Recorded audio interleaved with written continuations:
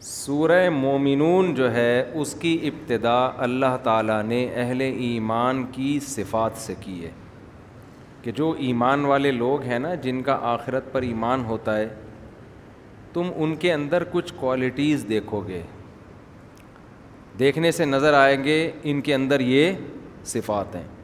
وہ صفات میں بیان کر کے آگے چلتا ہوں۔ قد افلح المؤمنون، فرمایا مومنین کامیاب ہو گئے، فلاح پا گئے۔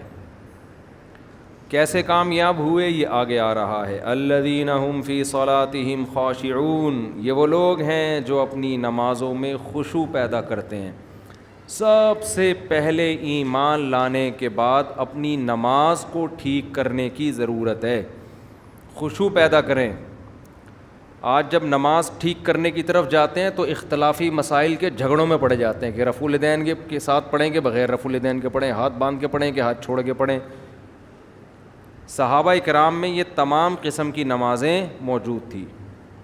رفع الیدین سے پڑھنے والے بھی تھے، اور امام بخاری کے شاگرد امام ترمذی کہتے ہیں رفع الیدین سے نہ پڑھنے والے بھی بہت سارے صحابہ تھے۔ امام ترمذی کا بیان ہے ترمذی میں، اور روایات سے بھی ثابت ہے۔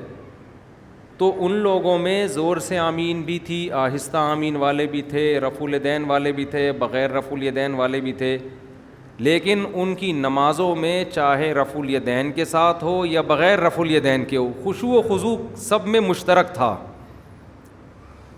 آج رفع الیدین کرنا یا نہ کرنے کے پھڈے تو بہت پتہ ہوتے ہیں، نماز سے خشوع کیا ہے؟ شارٹ ہے۔ تو ہماری نمازیں تو چاہے بغیر رفع کے پڑھیں یا رفع کے ساتھ پڑھیں، قبول مجھے لگتا ہے کہ نہیں ہو رہی۔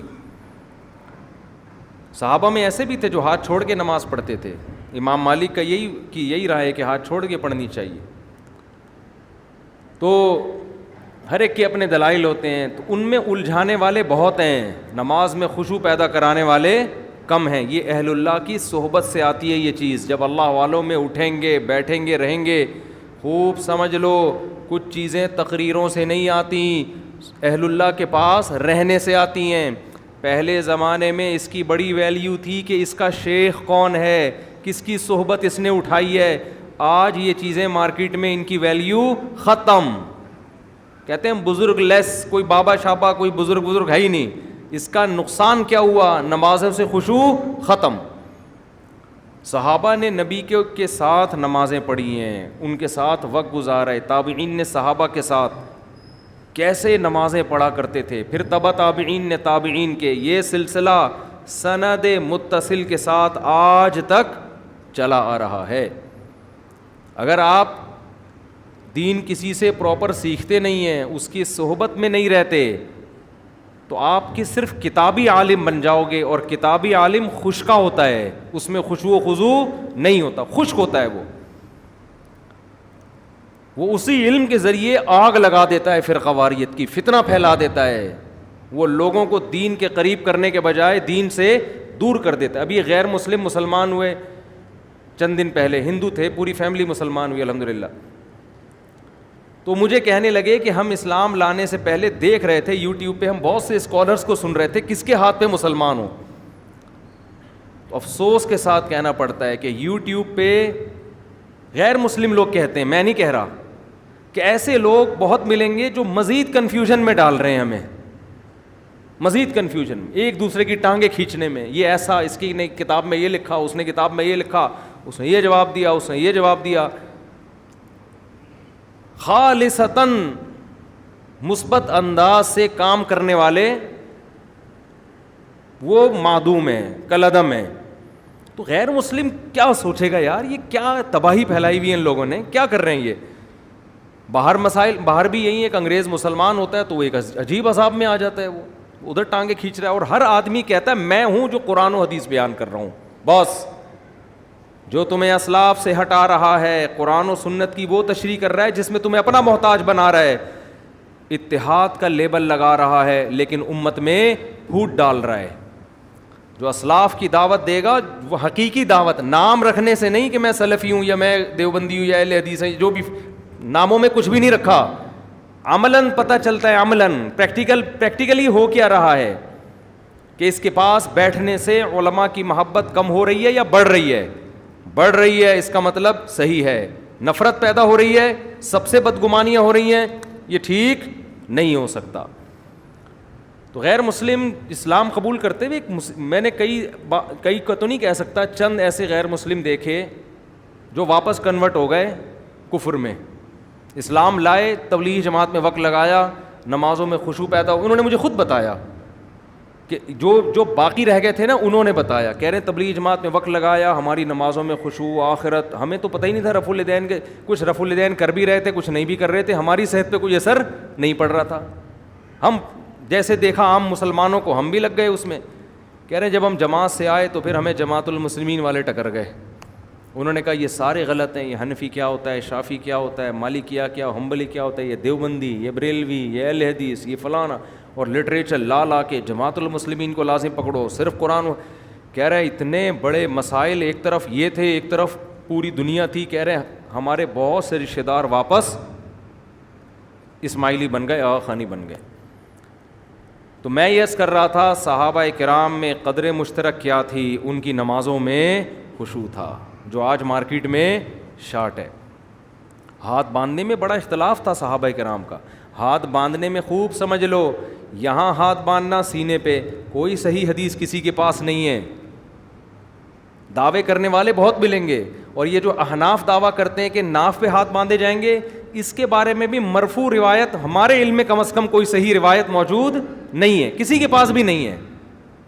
اس بارے میں ہر مجتہد نے اجتہاد کیا ہے، 2-3 حدیثوں کو جمع کر کے اپنی رائے قائم کرنے کی کوشش کی ہے. امام ابو حنیفہ کا اپنا ایک انداز ہے، انہوں نے 3-4 روایات کو جمع کر کے ایک کیفیت وضع کی ہے. امام شافعی کا اپنا انداز ہے، انہوں نے ایک روایت کو فوکس کیا، اس روایت کے مطابق فتویٰ دیا. تو جو اس میں جزم کے ساتھ کہتا ہے نا یہ طریقہ صحیح ہے باقی غلط ہیں، وہ 100% غلط کہہ رہا ہے. تو دعوے کرنے والے آپ کو بہت ملیں گے، اور ان لوگوں میں سب سے بڑا عیب یہ ہے کہ جب یہ دعویٰ کرتے ہیں نا، ہم کیا کرتے ہیں، کسی نے دعویٰ کیا نا یہ صحیح حدیث ہے، ہم کیا کرتے ہیں نیچے کمنٹس میں حدیث کا ضعیف ہونا ثابت کرتے ہیں، ڈسکرپشن میں کہ دیکھو یہ غلط کہہ رہا ہے. وہ کمنٹ کیا کر دیتے ہیں، اڑا دیتے ہیں. اس کا مطلب اندھی تقلید کون کر رہا ہے؟ آپ کر رہے ہیں کہ اس کی سن رہے ہیں، نیچے ڈسکرپشن میں کوئی اگر اس کا جواب دے رہا ہے تو وہ کیا کر رہے ہیں، اڑا رہے ہیں. تو یہ سب باتیں ہوتی ہیں کہ ہم لوگوں کو کسی کا مقلد نہیں بناتے، ہم ڈائریکٹ قرآن حدیث کی بات کرتے ہیں، صرف باتیں ہیں. حقیقت میں یہ لوگوں کو اپنا مقلد بنا رہے ہوتے ہیں کہ صرف ہماری سنو. کہتے یہ ہیں کہ سب کی سنو، لیکن عمل کیا ہے، کسی کی مت سنو. ورنہ آپ جو ڈسکرپشن میں جب ہم یا کمنٹس میں جب کوئی لنک دیا جاتا ہے اس کے جواب کا تو اڑاتے کیوں ہو؟ تو میں آپ کو یہ بار بار یہ باتیں اس لیے بتاتا ہوں کہ اس زمانے میں دین کے نام پہ چورن بیچنے والے مارکیٹ میں بہت ہیں.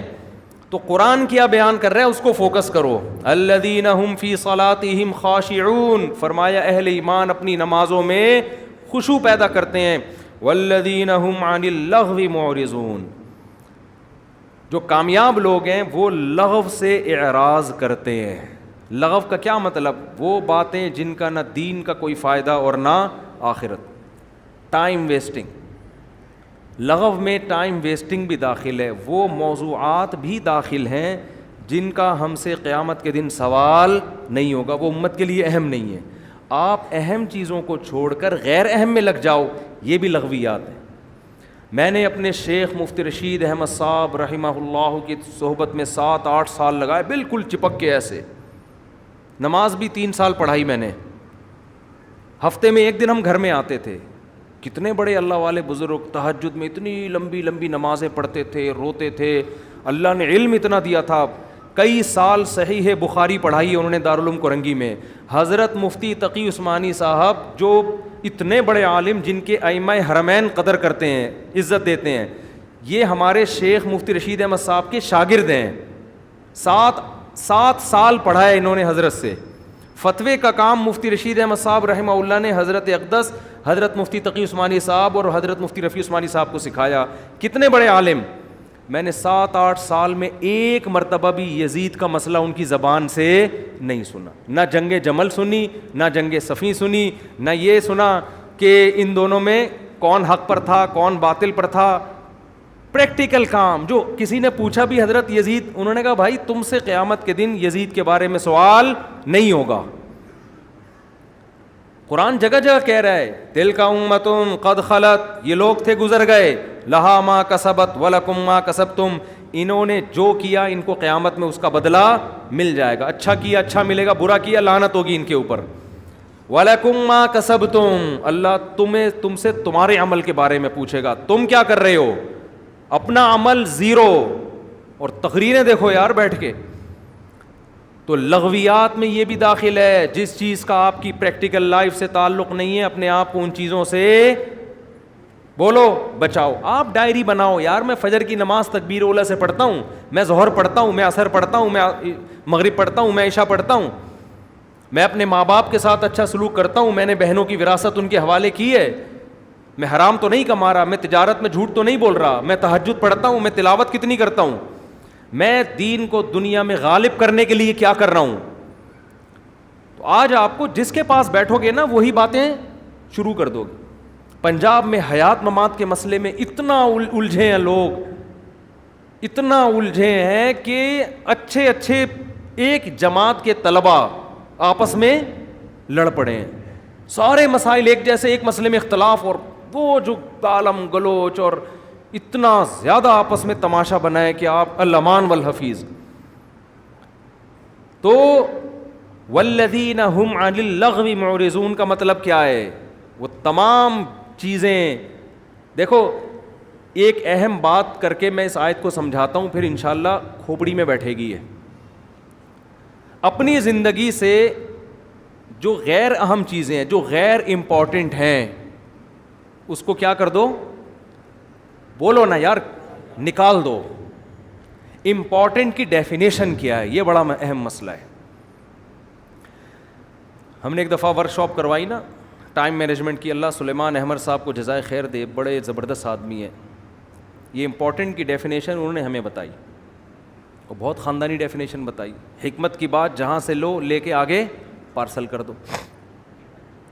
تو جو ان کا اسٹائل تھا اسی اسٹائل سے میں بھی پوچھ رہا ہوں. ہم نے پھر ورک شاپ میں نے خود کروائی, تو میں نے اس میں پوچھا کہ امپورٹنٹ کی ڈیفینیشن کیا. ہمیں امپورٹنٹ کام کرنے چاہیے, جو غیر امپورٹنٹ ہیں ان کو زندگی سے نکال دینا چاہیے. اب امپورٹنٹ کی ڈیفینیشن کیا ہے؟ اب ہم جب لوگوں سے پوچھتے ہیں بہت اہم, موسٹ امپورٹنٹ, اس کو امپورٹنٹ کہتے ہیں, ٹھیک ہے نا. بہت اہم کام جو بہت ضروری ہو.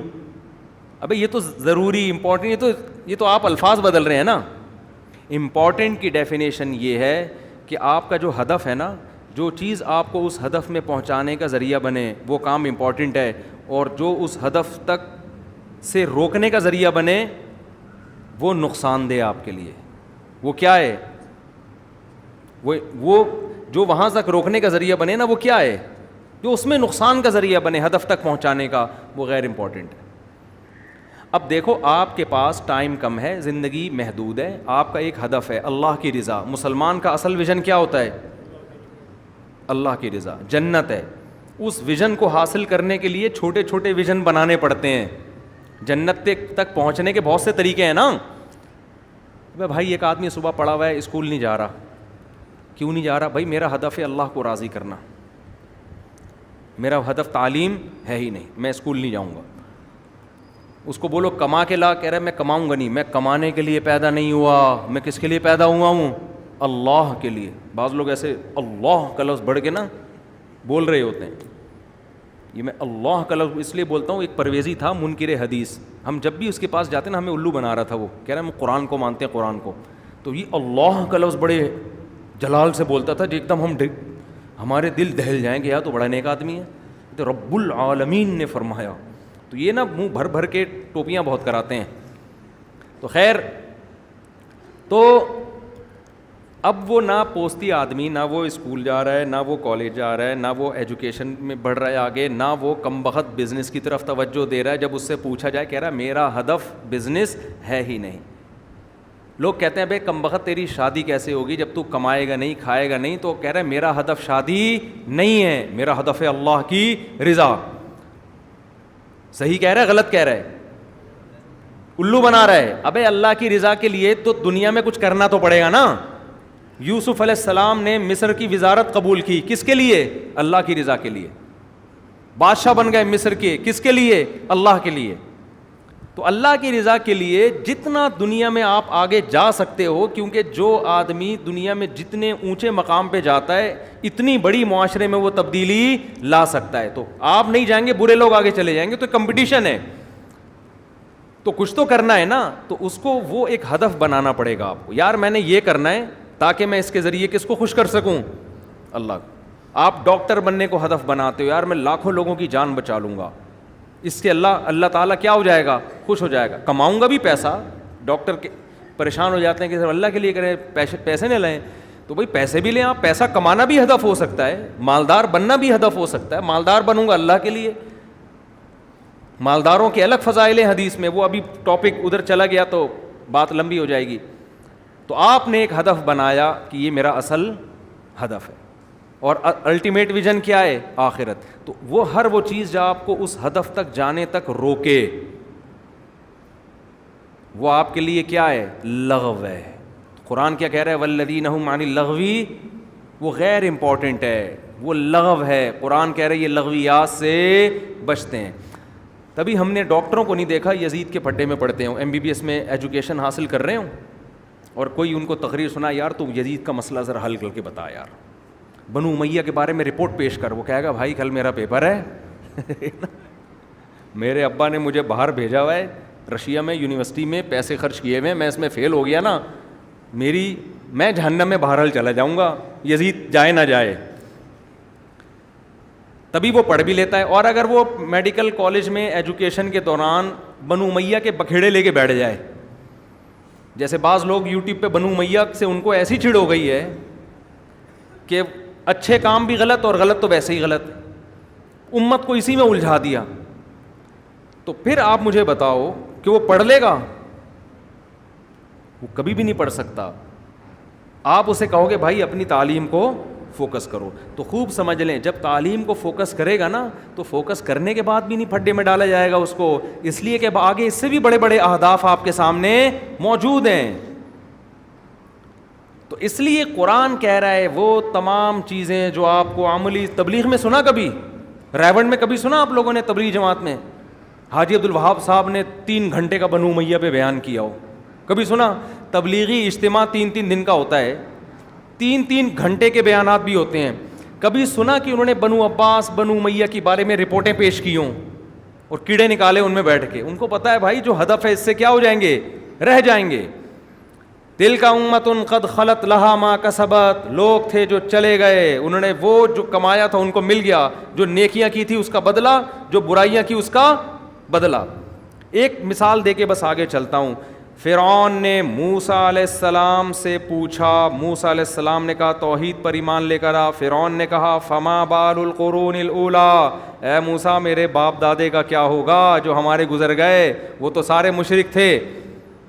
اب موسیٰ علیہ السلام اگر کہہ دیتے جہنم میں جائیں گے سارے کے سارے، تو بحث کا رخ کیا ہو جاتا؟ چینج. فرعون کہتا دیکھو تم سب کے باپ دادوں کو کیا کہہ رہے ہیں؟ جہنمی. لوگ طیش میں آتے. اب اللہ کے بارے میں ڈیبیٹ ختم ہوتی اور ایک نئی ڈیبیٹ شروع. اب پہلے ان کو ثابت کرو کہ یہ جنتی ہیں کہ جہنمی. مناظرے کا رخ ہی کیا ہو جاتا؟ چینج. موسیٰ علیہ السلام نے دیکھا کہ یہ ایک لغو بات بیچ میں لے کر آ گیا ہے، اگر میں اس کی باتوں میں پڑ گیا نا تو جو اللہ نے مجھے ہدف دے کے بھیجا ہے اس ہدف سے میں پیچھے رہ جاؤں گا. حضرت موسیٰ نے کیا جواب دیا؟ علمھا عند ربی فی کتاب. وہ کہاں جائیں گے اللہ کو پتہ ہے. بھائی کتنا زبردست جواب دیا. علمھا عند ربی فی کتاب، اللہ نے کے پاس کتاب میں سب کے نام ایڈریس لکھے ہوئے ہیں، کس کس نے کہاں جانا ہے. لا یضل ربی، میرا رب کبھی غلطی نہیں کرتا کہ بھیجنا جنت میں تھا اور بھیج کہاں دے؟ جہنم میں. جان کر بھی ایسی غلطی نہیں کرتا. ولا ینسا، اور بھولتا بھی نہیں ہے کہ بھیجنا جنت الفردوس میں تھا، بھولے سے کہاں بھیج دیا؟ جہنم میں. تو اے فرعون اللہ کو پتہ ہے کون کہاں جائے گا. الذی جعل لکم الارض مہدا، میں اس خدا کی دعوت دے رہا ہوں جس نے زمین کو تمہارے لیے بچھونا بنایا. دیکھو حضرت موسیٰ نے بات کیسے پلٹ دی کہ نہیں پلٹ دی. اور پھر اللہ کی بڑائی بیان کرنا شروع کر دی، اس لیے کہ فرعون کو سب سے زیادہ تکلیف یہ ہو رہی تھی کہ میرے محل میں میرے علاوہ کسی اور کی کبریائی کیوں بیان ہو رہی ہے. اور موسیٰ علیہ السلام کو جو مشن دیا گیا تھا وہ یہ کہ آپ نے فرعون کے محل میں وہ کام کرنا ہے جو آج تک کسی نے نہیں کیا. وہ کام کیا ہے؟ اس کے محل میں، اس کے سامنے، اس کے درباریوں کی موجودگی میں خدا کا انٹروڈکشن کروانا ہے. آپ کے پاس ٹائم کم ہے، جتنا اللہ کی حمد و ثنا کر سکتے ہیں آپ وہ حمد و ثنا کریں. تبھی تو فرعون جوش میں آ کے کہنے لگا ان رسولکم الذی ارسل الیکم لمجنون. لوگوں تمہیں جس کو اللہ نے پیغمبر بنا کے بھیجا ہے نا وہ دیوانے ہیں معاذ اللہ. میں پوچھتا کیا ہوں، جواب کیا دیتے ہیں یہ؟ صحیح ہے نا، میں پوچھتا کچھ اور ہوں اور جواب کچھ اور دیتے ہیں. تو دیوانے نہیں تھے، بڑے عقل مند تھے. انہیں پتا تھا اس کے سوالات کے جواب دینے پر آ گیا تو میں اپنے ہدف سے دور رہ جاؤں گا.